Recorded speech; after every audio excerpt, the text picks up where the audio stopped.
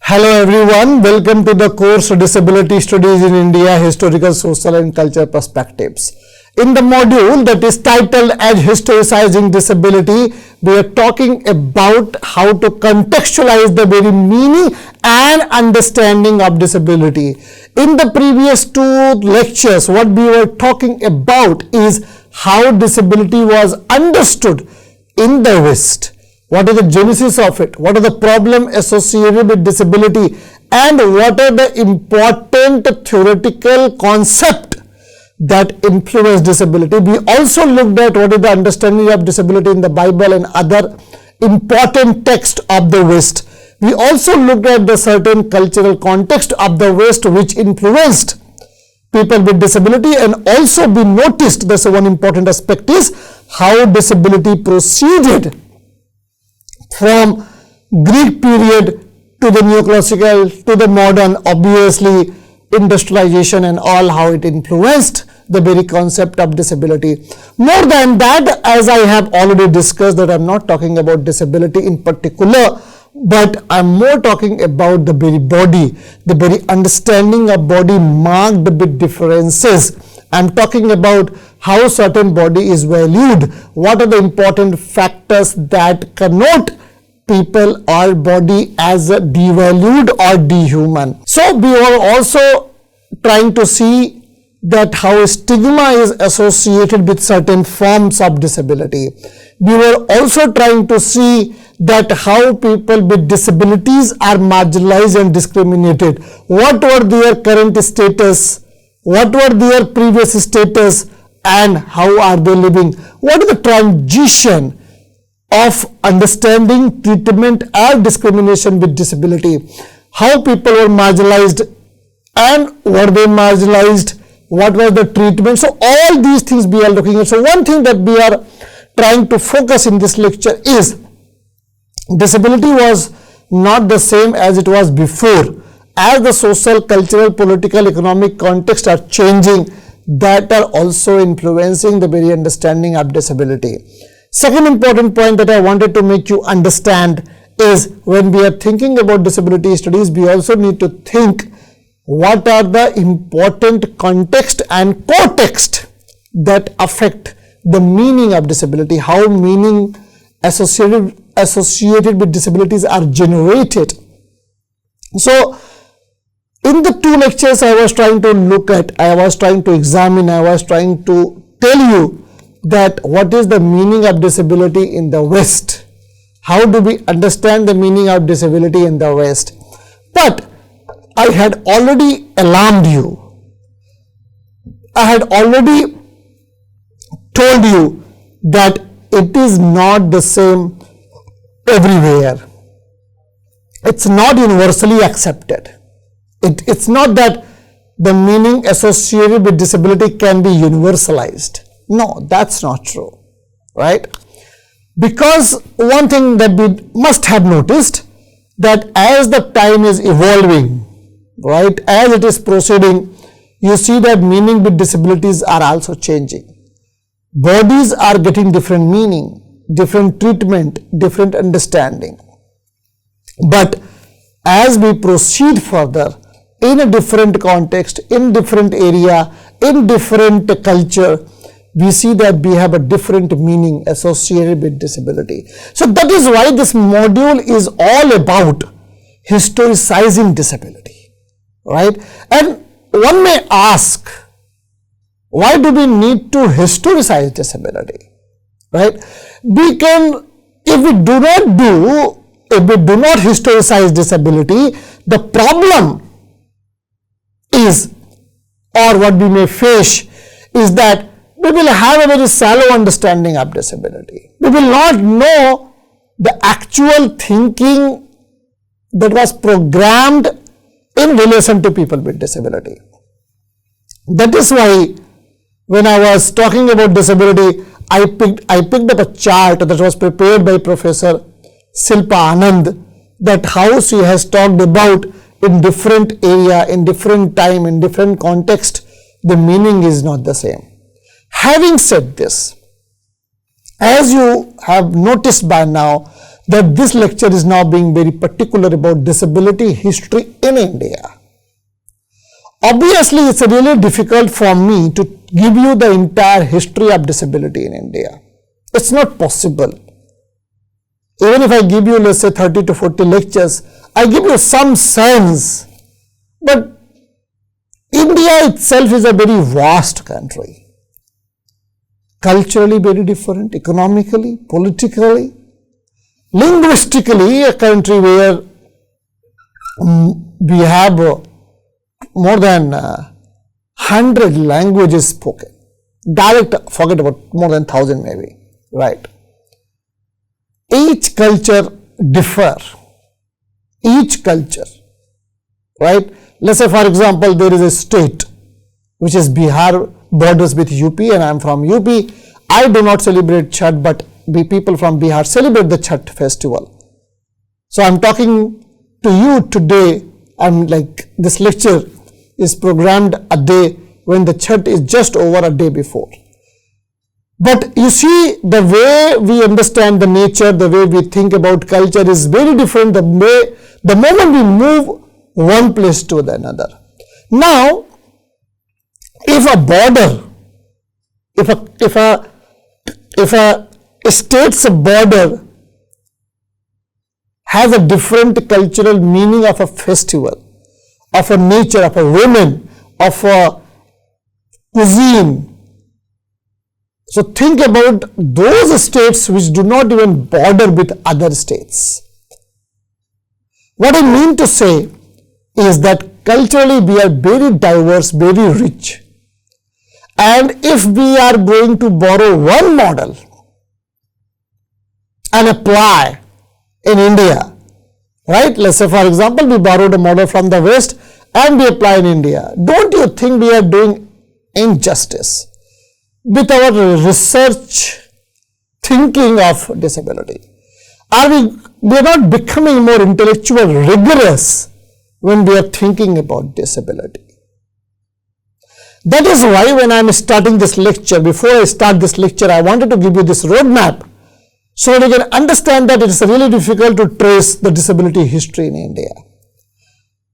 My attempt would be to pick up certain important text, important cultural context that has shaped pan-Indian understanding of disability.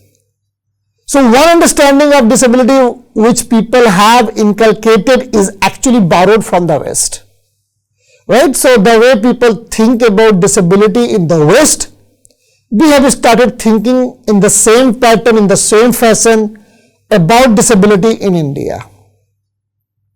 But that's not true. That's problematic. That is why we are raising the question here. We cannot do so. It's really not acceptable. Second, what we have a certain text. We have a certain context. And according to that, we think about a disability in India same. But we never raise certain significant important question, which we will be raising as the lecture proceeds. Third point which I wanted to make is, since we have many languages in India and one particular language, if it is spoken in many states, doesn't mean that it represents the entire India, right? So these are the certain important questions, or let's say concern, that I am raising before you, so that when we are exploring disability history in India, we can think about it in detail. We can work on this, we can reflect on the very concept or the understanding of disability differently. Which is why we are going back and trying to look disability history in India. It's important to look at the history to know where we were, how disability was understood, what were the factors that were responsible in shaping certain meaning of disability that time. Because so far it's clear that it's not anymore about body. Obviously body is important, I'm not negating it. But our perception, our thinking about disability is not only governed by what kind of a body we have, is more depend on the kind of a community's culture we have. So in this lecture I will be talking about those things, right? So let's look at the first slide. Disability history in India has garnered attention from both Western and Indian scholars. This is the point I am making just to say that disability was never discussed in India. As I have already reiterated this idea, and I am reiterating again, that disability was very new in India, 1980s. When I am saying disability, I mean discipline formation. Discussion on disability in academia. I am not talking about the kind body marked with differences. I am not saying that. Absolutely, that's a stupid way to say this, right? What I am saying that discussion was not there. People were not talking about disability in academia. In fact, if I remember, if I have not shared with you, I was pursuing my research from University of English and Foreign Languages, Hyderabad, in 2011, right? And 2012, I finally decided that I am going to work on disability studies. And you will be surprised to know that we hardly had people who are exploring on disability, or there are hardly any course offered on disability studies. That's why I say that I met Shilpa Anand, and thanks to Shilpa Anand that she taught me ABC of disability studies. The point what I am making is that at that point of time in the 2011 and 12, imagine I am just talking about a decade before, just a decade before. People were not talking about disability in academia as they were talking about gender, caste, class, race, sexuality, and so on and so forth. So this is why I am saying it's a new phenomenon. It started garnered attention from Western and Indian scholars very recently. Let's say, for example, we have a person called Usha Bhatt, right? And she is a very important one if you notice that, right? And I'm sure that you will read her book more often, right? So Usha Bhatt, as early as 1963, explored historical attitudes towards disabled people in India, proposing 4 stages in the evolution of societal attitude toward disability. So she is talking about the 4 stages, like what are the first stage, then how it moved further, and then another, and then another, right? Let's say she is talking about the societal attitude. Basically, she is tracing how people's attitudes toward disability changed, right? And so she talked about that. It's the 4 ways through which we can see and experience. The one is she's talking about exposure and elimination, right? Look at this on the slide, please. Exposure and elimination. You get it, right? So exposure and elimination, that's the first, which means they are being exposed to the society and eliminated, cannot require them. Second stage is care and protection, right? Third is training and education, and fourth is eventual social integration. Obviously, we have moved much ahead. I will contest these views, but for now, let's come to terms that there are 4 stages right? One is exposure and elimination, care and protection, training and education, and eventual social integration. So now we started accepting people with disability, and they are being integrated in our society. So Darwin's theory of natural selection, right, and Bhatt borrows a lot of things from there. She suggests that in prehistoric times, some tribes may have eliminated people deemed physically unfit to survive. Right? So, for example, you have to fight a war, you have to be in the group to fight against people, fight against wild animals, you have to live in jungle, and you think that these kind of bodies are not fit, so if they live with you, it will be troublesome. You have to take extra precautions not only of yourself but also of the people who are disabled or impaired. So she contrasts this with more compassionate practice among certain Indian tribes. Let's say, for example, we have Todas, which are natives of the Andaman Island, who held inclusive attitudes, respecting both adult and children with disabilities and considering it sinful to harm people perceived as deformed or weak, right? So I am talking about a particular tribe that are found in Andaman and Nicobar, which is very much part of India. And imagine if there is a society which believed in eliminating or not accepting people with disabilities, but that is not about entire India. We have multiple tribes, so one among them is, let's say, Todas, who believed in inclusion, social integration, right? They didn't like it, like they considered it sinful to harm people who are disabled. They had a huge respect for them. They used to care about them.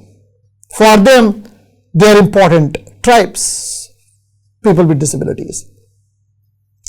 So in discussing the stage of care and protection, Bhatt notes that while both Christianity and the West and Buddhism in the East, right, both Christianity and the West and like Christianity in the West and Buddhism in the East eventually discourage the killing of disabled people, they generally continued to promote social exclusion and those with blindness or physical disabilities. So as we proceed further, what we interestingly find that obviously Buddhism is one of the important religions in India, where we notice that killing of disabled people were not acceptable. It was not promoted, right? But this is a very ambivalent view that we notice in Indian society, right? What forms of disability you have, what forms of impairment you have, right? So as I have already talked about, that every disability category cannot be, right, brought into one string, that they all are the same. No, they all are not the same. You got it? So the point what I am making is this, that disability, there is a different forms of disability. So what forms of disability were more acceptable in the society and what forms of disability were treated badly, not acceptable, discriminated in the society. So it's again, we have to be very cautious when we are doing research, when we are thinking about disability, thinking about different forms of disabilities. That's a very important categorization we need to make, because blindness is different, hearing impairment is different. Let's say, for example, hearing impaired people, if they don't speak, you will find them so-called normal people. But the blind people, the moment you see or if they don't speak, you will find them as abnormal people, right? I'll talk about it further in the lecture of the monstrosities connection, but let's not get diverted. So focus is there. Like physically handicapped people are treated differently the way people with blind or those who do not have ocular vision, they are treated differently. So we need to look at all these nuances when we are talking about disability. This is an extremely significant point for us when we are doing research in disability, when we are delving into disability studies. But also suggest that India's ancient epic and laws promoted a largely charitable and benevolent view of disability. For example, we have Mahabharata. Mahabharata that presents characters with various disability in a compassionate light, while the Manusmriti offers specific guideline for the responsibilities of householders, kings and others regarding people with disabilities. So here I am not talking about that they were not segregated, but I am talking about actually the history of attitudes people had when they were treating people with disabilities. So in Mahabharata, what we find that people were kind, compassionate towards people with disability. They were treated not unfairly, but yes, to a certain extent they were acceptable in the society. Even Manusmriti has given a very clear guidelines for the responsibility of the household people, householders, or even the kings, how to take care of people with disabilities. So here you see that I am talking about two important texts that are often cited and used to talk about Indian society. One is Mahabharata, second one is Manusmriti, and they both have something to say on disability. And if we read them, we find that it's not that they were extremely harsh towards people with disability. It's not that they were asking them to comply with the norms or with the society. No, that's not true. So according to the Bhatt, despite the sympathetic treatment of disabled people in these texts, their right to full social equity was not recognized. Right? As I said, I am just talking about the attitudes, but still the right to have a social equity was not there. I am nowhere saying that they were treated in the same way, the way so-called able bodies were treated. No. Right? In fact, Usha Bhatt is also saying the same, that social equity was not recognized. Disability was often attributed to the theory of a karma, regarded as the result of one's past or present action. So Charaka, an ancient Indian medical scholar, asserted in Charak Samhita the various diseases in this life stemmed from misdeeds in past life. So there is a very famous text we have, Charak Samhita. So where Charak Samhita has exponentially talked about different kind of disease, their treatment, so on and so forth. In that somewhere they are speaking about, I have not read it, I am just giving reference to Shilpa Anand's article, that she is quoting Usha Bhatt by saying that Usha Bhatt makes this point that in Charak Samhita, lot of diseases are there which are considered as a result of the past deeds of the people. So here we see that there is some connection of the karma, and if you are being punished in some way or other way. And I'm also talking about that how it treated some form of disease as a form of a punishment of your past karma. Right? So the state and family unit in ancient India, they provided support for disabled people, ensuring they were not seen the social problem. In close-knit rural communities, the welfare of distressed and disabled members was overseen by the headman. Buddhism later introduced a more inclusive perspective, emphasizing values such as mercy, charity, truth, purity, kindness, and above all, non-violence. So one thing is quite clear, that in these particular religions, violence against even animals were prohibited, so forget about the people. But it doesn't mean that they were not faced violence. It's not that people with disabilities did not face violence, but the point what I'm making is simple, is this, that a kind of a prescriptive norms that we have, an attempt that is being made behalf of certain people or certain texts, certain religious prescriptive norms, that how to treat people with disabilities. That is what I am talking about. That is where I am trying to push you to think about in these directions, in this framework, because that's very important. So under Chandragupta Maurya's rule, what we would now consider vocational rehabilitation began, helping those with physical, social and economic disadvantage to integrate within society. Asoka, his successor, further extended this ethos, undertaking large-scale philanthropic efforts guided by Buddhist principles. So as just now I told you, that how they were governed by Buddhism and they were thinking about Buddhist principle and so on and so forth. Right, so here you see that Asoka, who is a great ruler of India, he decided to treat people with sympathetic attitudes, with nice behavior. So Usha Bhatt's account of disability history in India identifies many foundational events and themes and that later scholars revisit, albeit with differing interpretations. For instance, Anita Ghai argues that the Mahabharata and Ramayana often depict characters with disability in a negative light. I'll talk about this later. So what I'm talking about, Usha Bhatt has given extensive explanation while tracing the attitude of people with disability in India.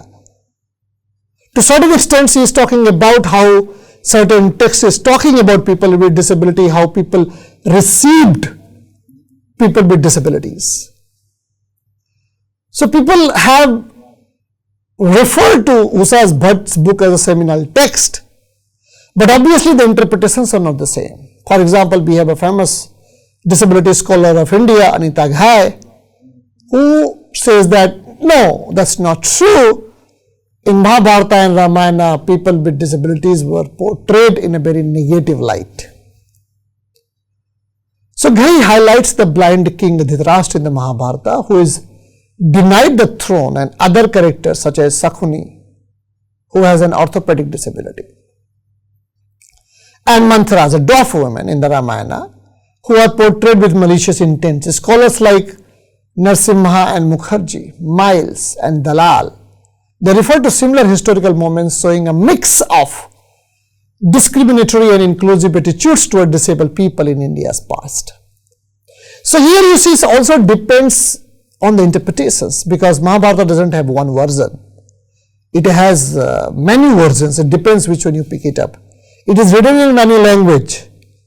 It again differs. It again becomes a very contentious point which language you have picked up. Again, it depends what context you are referring to, because they all will come together to talk about disability. So to conclude my lecture, the point what I am making here is that how certain contexts that are available, it depends on our interpretations. There are scholars who have considered that disability were not treated rightfully in Indian context. But there are scholars who contest this point, and it depends on the kind of interpretation that they make, is that no, to a certain extent they were included, they were very much part of the society.